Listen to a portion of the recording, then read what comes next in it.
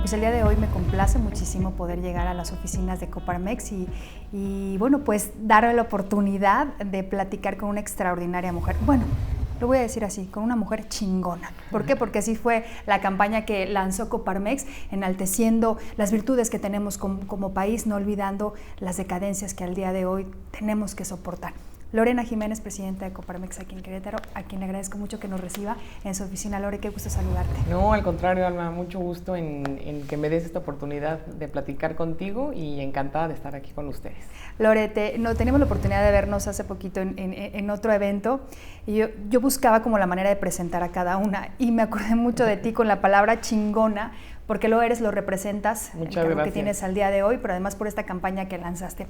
Lore, quiero platicar hoy contigo un tema que está de moda, desafortunadamente, no debería de ser así, el tema de la violencia en contra de nosotras, las mujeres. Todos los días en nuestro país pierden la vida 9 o 10 mujeres según las estadísticas, cerrando al año pasado. Y no solamente es el feminicidio, sino la violencia que hay en sus diferentes formas, ¿no? Así es. ¿Qué opinas al respecto? Son 9 o 10 mujeres que sabemos, ¿no? Que nos dicen las estadísticas, pero hay miles más. Y efectivamente, como lo dices, creo que ahorita se están sumando varios organismos e instituciones a esto del paro del 9, pero más como una oleada de lo que se está llevando. Y creo que lo más importante es que empecemos a reflexionar y a hacer conciencia de lo que realmente está pasando. Porque lo vivimos y no me dejarás mentir, tú y yo todos los días cuando tocamos este tema, inmediatamente vienen los descalificativos o intentar minimizar el tema, ¿no? También nos dicen, es que también matan a muchos hombres. Y evidentemente que es una realidad, es una realidad, es una realidad, ¿no? Eso es que ni siquiera el movimiento tiene nada que ver con eso, porque evidentemente matan muchos hombres, matan muchos niños y matan muchas personas en el mundo entero, ¿no? Hablando principalmente de México. Pero lo más grueso aquí, lo grave aquí es que es el delito que más ha crecido en los últimos 5 años, cerca de un 137%. Y no nada más es el asesinato, porque eso es cuando ya llevas al final esta violencia de género tan fuerte que estamos viendo en México. Pero nosotros las mujeres lo vivimos todos los días con esta microviolencia que no logramos distinguir hombres y mujeres, porque también nos violentamos entre mujeres, que eso es una realidad. Y es algo muy fuerte porque no es un tema de unos años o de 20, 30, 40, 50 años. Este es un tema milenario, ¿no? Tenemos viviendo una especie de dominación masculina porque al hombre el tener mayor fuerza física toda la vida ha considerado que es un ser superior, ¿no? Y desde ahí empieza a radicar todo el problema. Y bueno, pues hoy por hoy lo que estamos viviendo en un 2020, cuando estás viendo que otros países están evolucionando, que están avanzando, que hay mujeres que están dirigiendo ya los países, y aquí en México seguimos viendo estos casos, y lo más triste de todo es la indiferencia con la que pasa, ¿no? Es como ya pasas la vuelta al periódico y dices, es una muerta más, ¿no? Ahora es una niña de 7 años, bueno, pues seguramente algo hicieron. Lo normalizamos como sociedad, ¿no? Y, híjoles, a mí me desgarra el corazón cada vez que veo una noticia así, porque digo, me imagino y trato de ponerme en los pies de esa mujer en esas últimas minutos, horas de su vida. Dices, qué infierno y por qué tendrá que estarlo viviendo. Y empiezan a entrar muchos 20, Juan, por lo menos a mí me han caído muchos 20 y mucha conciencia.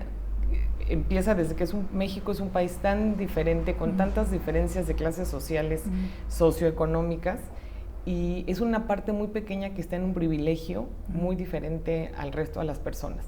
Y la violencia empieza desde los comentarios que nos hacen hacia las mujeres, el que sean condescendientes, el que digan, llegó a ese puesto porque seguramente pues, se acostó con uno, fulanito, con otro. Eso es de cajón, si te fijas siempre llegó ahí no por mérito, llegó ahí porque algo tuvo que haber hecho. Entonces desde ahí es una microviolencia todos los días de hombres y mujeres. A mí me sucedió aquí en Coparmex, ¿no? Donde más renuencia tuve fue de mujeres, prácticamente, antes de entrar como presidenta. Y ¿qué es lo único que tenemos que hacer? Es que nos cuesta más trabajo llegar a tener resultados diferentes. El triple de esfuerzo nos toca a las mujeres, y es por eso que lo queremos hacer visible, que lo entiendan, que lo reflexionen, cómo todos los días abonamos para que esta cultura de violencia se dé a pasos agigantados. Y no es normal que estemos viviendo en un país de involución, ¿no? Eso es lo que a mí más me aterra. Y que todavía quieran decir que es un tema de partidos, que es un tema de derecho, de izquierda, o que es un tema golpista, todavía ahí es como dices, siguen sin verlo, ¿no? Sí, o sea, claro. Siguen sin darse cuenta del... O tratar de sacar raja del tema. Exactamente, porque también hay un oportunismo muy fuerte, lo que estamos viviendo pues estas últimas semanas. Y entonces digo, no están generando esa conciencia, no están reflexionando cuál es el verdadero problema de lo que está realmente sucediendo. Y es por eso que estamos, bueno, yo estoy 100% convencida de que algo se tiene que hacer, y así me lleve otra vez el triple de esfuerzo de ir sumando voluntades, pues lo tenemos que hacer. Es cómo no nos vamos a sumar y cómo no nos vamos a defender como género, ¿no? Este tema de feminicidios es nada más del género femenino, porque tiene circunstancias muy diferentes a un homicidio tipificado como tal, ¿no?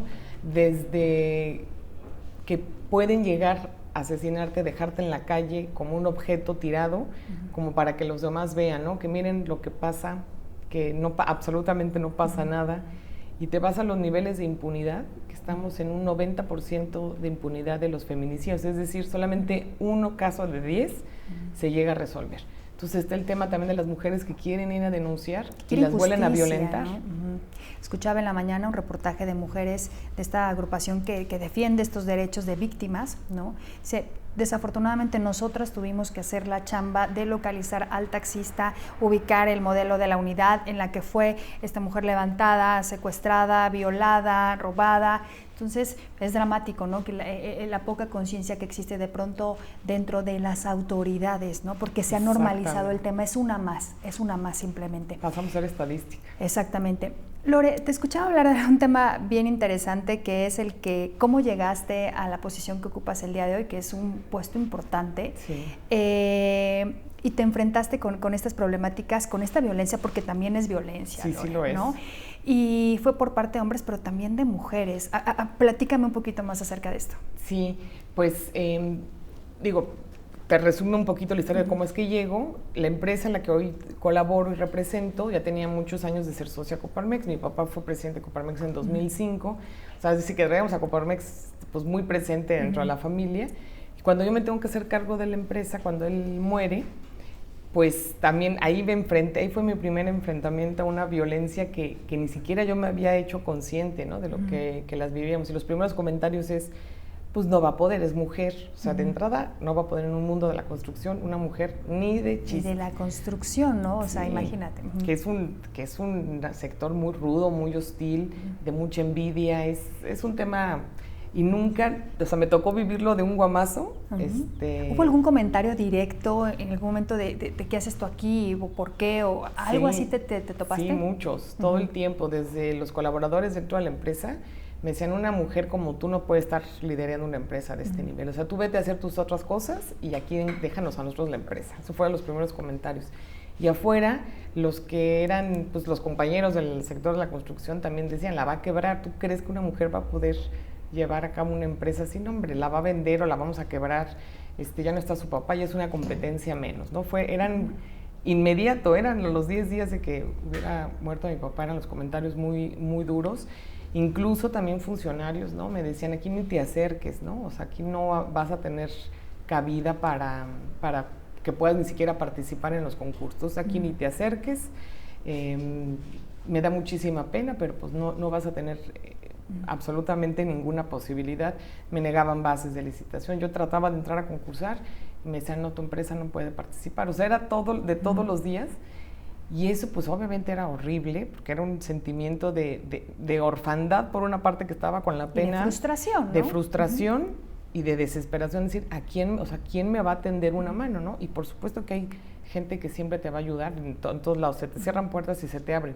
Pero empecé a sentir lo que en mi vida me había hecho consciente inmediatamente, ¿no? De un guamazo. Pero lo único que fue es que te empieza a endurecer la piel y te empieza a engrosar, y esa misma miedo que te da esa violencia, pues se convierte en un motor de decir, no, pues ahora por supuesto que voy a poder, y no tendría por qué no, me voy a poner a estudiar, a aprender, y no tendría por qué no. Entonces, empiezo a acercarme a los organismos empresariales precisamente para decir, oigan, pues sí sigue la empresa, por supuesto que va a seguir a darme a conocer y aprender de los empresarios, porque yo no había sido empresaria hasta ese momento. Entonces me invitan al consejo aquí de Coparmex, como me dicen, bueno, pues ven, te invitamos para que empieces a conocer gente, hagas relaciones y empieces a aprender. Y así es como empiezo yo a meterme ya al mundo como tal de Coparmex. Y me encantó. ¿En el consejo había más mujeres? Habíamos muy poquitas. Okay, en ese entonces éramos 2 o 3 nada más. Nada, muy poquitas. Y pues bueno, empecé yo a involucrarme más en el trabajo del centro. Después vino Darío Malpica, que él hizo un gran equipo, o sea, era un hombre bastante incluyente, no hacía esas diferencias, nunca lo sentí para nada con él.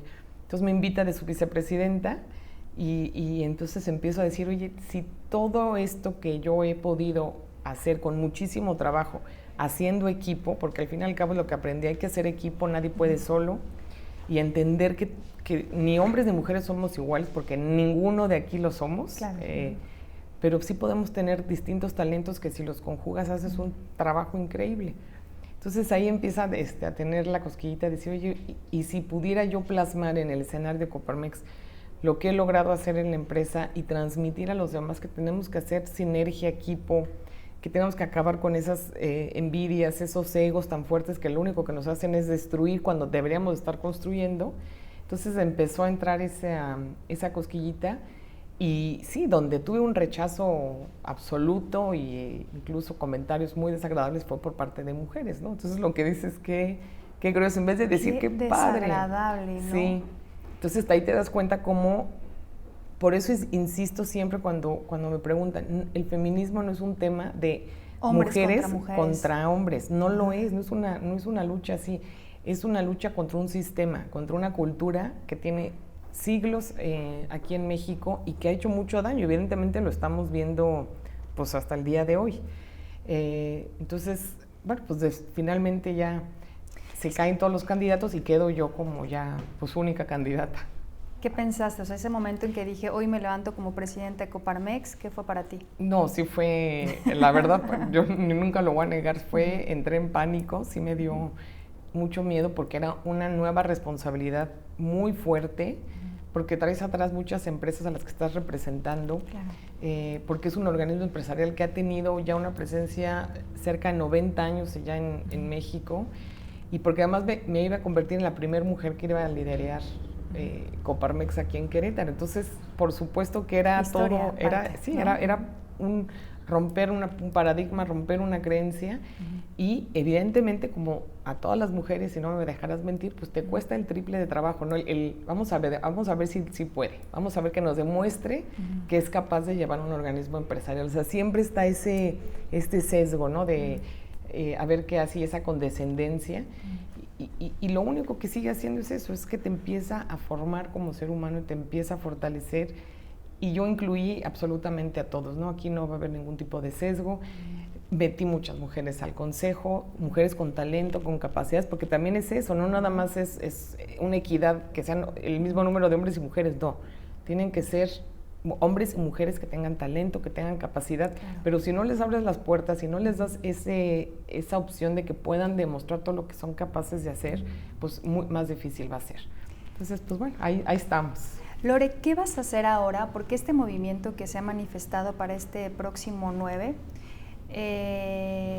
para cambiar, porque creo yo que no es un día recordar, sino realizar acciones que den una permanencia. Tú desde la posición en la que te encuentras al día de hoy, ¿qué vas a hacer? ¿Cómo te vas a involucrar? ¿Y de qué manera vas a dejar esa huella para poder pues marcar esta diferencia que tanto necesitamos y exigimos como sociedad? Exactamente.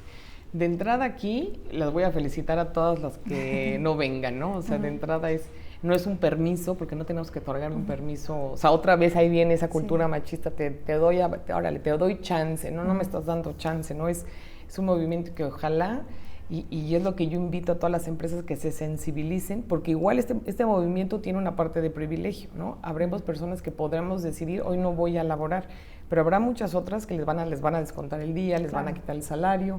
Entonces, ese principio de congruencia, de tratar de que tengan esa sensibilidad y no interfieran en un movimiento que es urgente en este país. Efectivamente, como lo dices, no es el 9 o el 8, la marcha del 8 o del 7 que van a ver aquí en Querétaro, es que va a pasar el día después.